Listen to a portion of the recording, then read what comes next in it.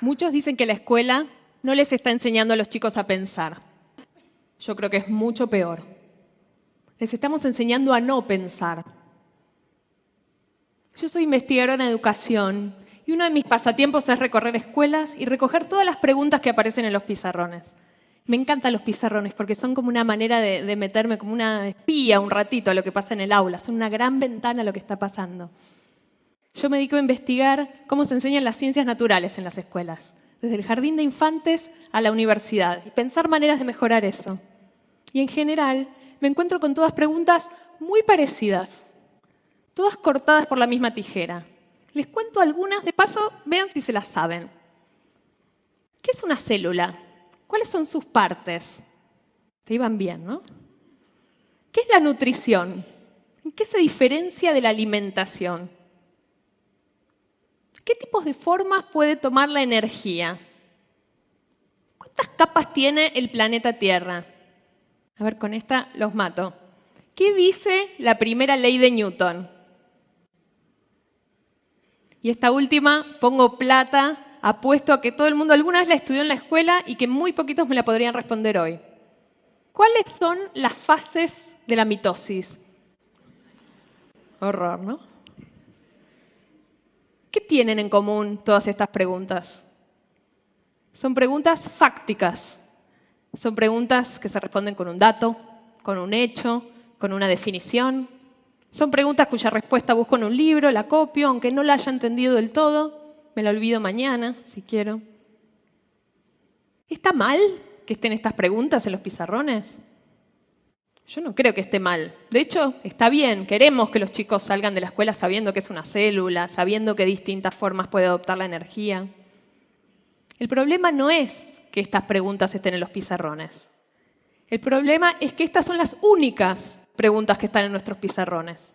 Les voy a mostrar un ejemplo de mi pizarrón favorito. Miren el extremo ya. Yo les leo, que está chiquito. Dice, con ayuda del libro, además, respondan el siguiente cuestionario. Pregunta A. ¿Las células intervienen en el proceso de crecimiento? ¿Cuál es la respuesta a esa pregunta? Y sí, señor. Pregunta B. ¿Las células se reproducen? Y sí, también, ¿no? Y si vamos a la formación docente, el escenario es bastante parecido. Hace 2 años hicimos una investigación en un instituto de formación de profesores muy prestigioso del norte de Argentina. Y fuimos a ver qué preguntas les hacían en los exámenes finales los profesores a sus alumnos que van a ser a su vez futuros docentes. Las clasificamos y encontramos algo tremendo. El 71% de esas preguntas eran preguntas fácticas. Y de esas, buena parte eran preguntas terminológicas, preguntas que se responden con una palabrita, con un término técnico. Les cuento un ejemplo para que se den una idea de qué se trata. Este es un diálogo entre el profesor que está tomando examen y el alumno que está rindiendo, y el alumno le dijo la palabra donar, pero el profesor quería la palabra transferir. Están hablando de un proceso que se llama transferencia de electrones, algo que, como todos se acuerdan, ocurre en la mitocondria. Y entonces el profesor le dice, no es donar. ¿Cuál es la palabra correcta? Silencio de radio del otro lado. A ver, yo te voy a ayudar. Imagínate que yo estoy en Misiones. Tengo un hijo en Corrientes y necesita plata. ¿Qué hago? Le envío, dice el alumno, como la tengo. Sí, le envío, pero ¿cómo se llama eso en el banco? Miren ya uno como docente que ya no sabe qué más hacer para que te digan la respuesta correcta. Ya con el cuerpo, ¿no? Los tenés que ayudar. Transporto, dice el alumno. No, lo quiere matar, ¿no? No, le transfiero. No es lo mismo donar que transferir. Es muy importante que sepas bien las palabras. Pero lo más interesante de esta investigación es que cuando entrevistamos a estos mismos profesores y les preguntamos cuál era el sentido de lo que querían enseñar, qué querían lograr con sus alumnos, con estos futuros profesores, todos coincidieron en lo mismo. Queremos enseñarles a ser curiosos, queremos enseñarles a entender el mundo, queremos enseñarles a ser críticos. Y sin embargo, aún con las mejores intenciones, nuestras aulas, tanto en la escuela como en la formación docente, están llenas de conocimiento fáctico, de conocimiento inerte. Y esto es grave, no solo porque nos estamos perdiendo la chance de enseñar cosas mucho más importantes, más interesantes. Es más grave aún, porque después de años y años y tantos años que los chicos se pasan en la escuela, los chicos aprenden, sí, pero ¿qué aprenden? Aprenden que aprender es repetir, incluso sin entender del todo, que aprenden a recitar y aprenden que aprender es una actividad desapasionada, algo que hacemos para otros, no para nosotros mismos. ¿Y entonces qué? ¿Cómo cambiamos esta situación? O tal vez la pregunta sea, ¿por dónde empezar? Obviamente, estamos ante un escenario muy complejo. Tiene muchas causas. Algunas de las causas son sumamente profundas. Pero una de las cosas que aprendimos en estos años de trabajar mucho con escuelas es que una de las claves está justamente en ponerle foco a las preguntas, en transformar esas preguntas fácticas, esas preguntas muertas, en preguntas para pensar, en casos, en desafíos, en problemas que presenten cuestiones intrigantes, que uno le den ganas de responder.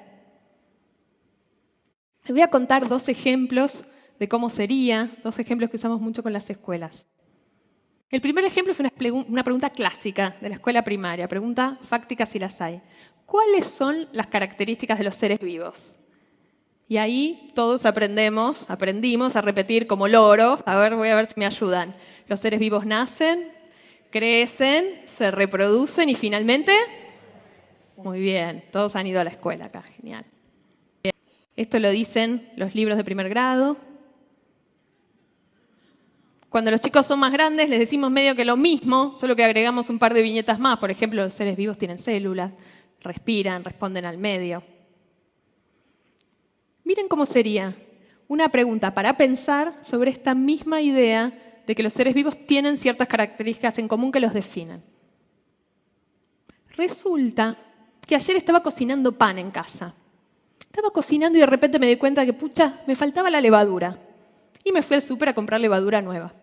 Agarré de la heladera. Cuando estaba en la cola para pagar, una señora me miró y me dijo, medio en secreto, me dijo, hey, cuídala mucho a esa levadura, no se te vaya a morir. Yo la miré, mirá que la levadura es un ser vivo. Yo la miré y le dije, señora, discúlpeme, ¿usted tiene algún problema? ¿Cómo esta levadura, esta pastita que tengo acá, va a ser un ser vivo? Esto no se parece a ningún ser vivo que yo conozca. Y me fui. Pagué primero y me fui.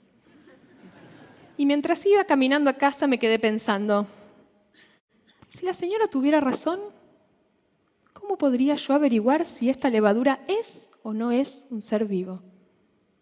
Fíjense cómo ahora ya los seres vivos nacen, crecen, se reproducen y mueren, no sirve más, no alcanza para responder esta pregunta. Ahora hay que pensar. Y entonces sí, con un sentido, los chicos estudian que los seres vivos tienen ciertas características en común. Y junto con la maestra le buscan la vuelta para averiguar si la levadura los cumple o no los cumple. Por ejemplo, los seres vivos se reproducen. ¿Y la levadura? Una manera de averiguarlo es poner un poco de levadura en un pan húmedo, esperar unos días y aparece levadura nueva. Vamos bien. Los seres vivos tienen células. ¿Y la levadura tiene células o no? La manera de averiguarlo es poner un poquito de levadura bajo el microscopio. Se ven un montón de células dando vueltas. ¿La puedo matar a la levadura si es un ser vivo? Una manera de averiguarlo es poner levadura a hervir un ratito, volver a ponerla en pan y ver que ya no hay más levadura nueva. La pregunta ya no es un callejón sin salida, es una puerta de entrada para aprender. Les cuento el segundo ejemplo. Cuando los chicos estudian sobre el sonido, una pregunta fáctica clásica es ¿cómo se propaga el sonido? Y los chicos aprenden lo que cuenta este manual de acá, que los sonidos se propagan por un medio, ese medio puede ser líquido, sólido, un gas, ese medio tiene que vibrar. El sonido se propaga en forma de ondas, en distintos medios se propaga a distintas velocidades. En el vacío no hay sonido. Copian, lo cuentan en una prueba, algunos lo entienden más, menos. Fin de la cuestión. A otra cosa mariposa. Miren cómo sería una pregunta para pensar sobre esta misma idea de que el sonido tiene que viajar por un medio que vibra. Y para eso tienen que hacer 1 minuto de memoria, volver a su infancia. ¿Alguna vez jugaron con teléfonos caseros? Seguro que sí, ¿no? Si no jugaron, es una pieza carísima, sofisticadísima de tecnología, algo como esto. Si no jugaron nunca, este es el momento. Cuando vuelvan hoy a sus casas es muy divertido, muy adictivo. Y de hecho eso fue lo que les pasó a Agustín y a Violeta, 2 hermanos que habían estado toda la tarde en el patio de su casa jugando con teléfonos caseros. Y de tanto jugar y jugar, hubo algo que les llamó la atención. El teléfono, para andar, siempre tenía que estar con el hilo bien estirado. Si el hilo estaba colgando, no funcionaba más.